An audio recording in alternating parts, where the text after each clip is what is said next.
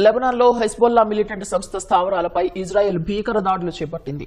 ఈ దాడుల్లో సుమారు 31 మంది మృతి చెందగా 149 మంది గాయపడ్డారు. మృతుల సంఖ్య మరింత పెరిగే అవకాశం ఉందని లెబనాన్ ఆరోగ్య శాఖ తెలిపింది. Iran supreme leader Ayatollah Ali Khamenei మృతికి ప్రతీకారంగా హెజ్బొల్లా మిలిటెంట్ సంస్థ ఇజ్రాయెల్లోని హైఫా నగరం దిశగా క్షిపణులను ప్రయోగించింది. దీంతో ఇజ్రాయెల్ లెబనాన్పై ప్రతిదాడులు చేసింది.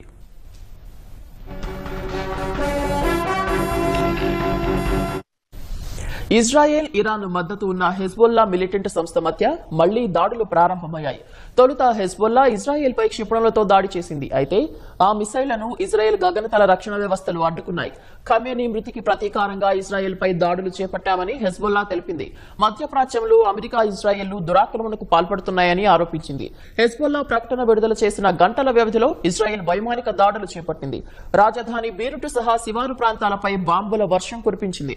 ఫలితంగా పలు భవనాలు ధ్వంసమయ్యాయి, కొన్ని మంటల్లో చిక్కుకున్నాయి.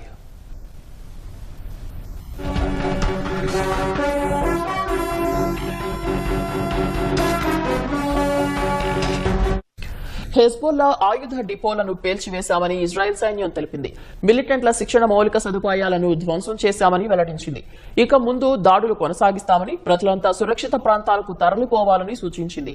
లెబనాన్ ప్రభుత్వాన్ని కాదని ఇరాన్కు మద్దతు తెలుపుతున్న హెజ్బొల్లా భారీ మూల్యం చెల్లించుకోక తప్పదని హెచ్చరించింది.